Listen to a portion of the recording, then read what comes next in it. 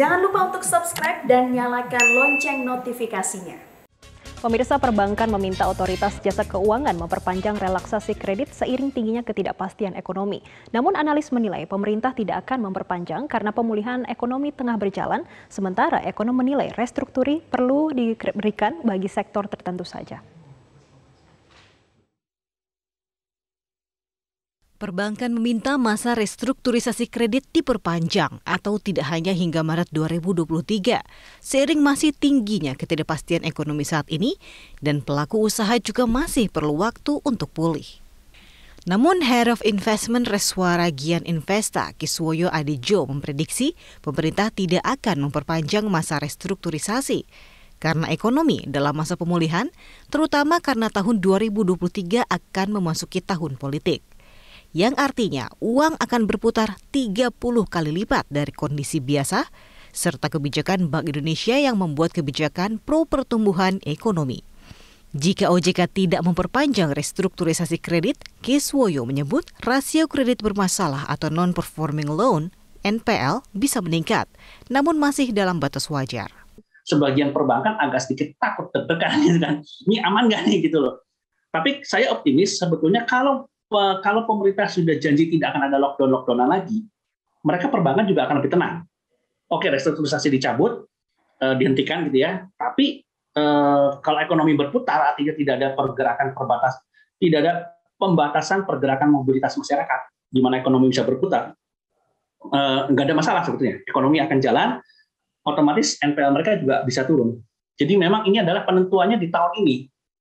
Sementara Direktur Selios Bima Yudhistira mengatakan beberapa sektor perlu mendapat perlakuan khusus dengan perpanjangan restrukturisasi hingga 2025.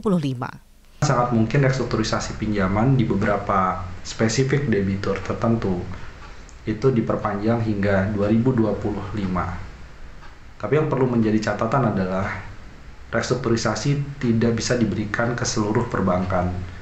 Karena ada bank yang memang kondisi NPL-nya sudah cukup terjaga, bahkan mengalami penurunan yang signifikan, maka tidak perlu lagi diberikan restrukturisasi.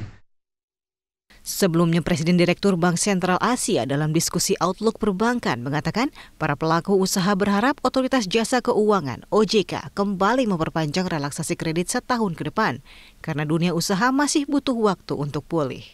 Saya sih minta setahun aja, bisa setahun dievaluasi, ini cukup waktu lah. Kalau memang fakta menyatakan itu sudah sangat membaik, ya nggak ada salahnya dalam 4 tahun, tetapi misuse, nanti disalahgunakan. Ini juga salah ya. Obat itu bisa menyembuhkan kalau sehari 3 kali. Kalau dimakan sebotol mati Pak, atau kalau dimakannya kurang kan juga kurang, gitu, nggak menyembuhkan. Jadi harus just nice, just pass gitu. Nah ini bisa kita lihat tahun demi tahun, kan ada waktu.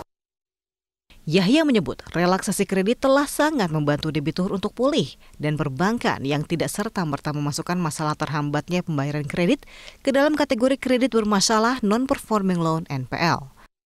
Terkait kinerja NPL perbankan khususnya Bank Himbara hingga kuartal pertama 2022 masih terjaga, meski ada segmen yang masih mencatat NPL tinggi. NPL Bank Tabungan Negara atau BTN misalnya pada kuartal pertama 2022 tercatat sebesar 3,6%, lebih rendah dibanding periode yang sama tahun lalu sebesar 4,25%, dengan kredit konstruksi segmen perumahan yang mencatatkan NPL paling tinggi 21,62%. Sementara Bank BNI mencatatkan NPL 3,5% dengan segmen NPL tertinggi di segmen medium sebesar 8,4%. Dari Jakarta, Jessica Wulandari, Metro TV.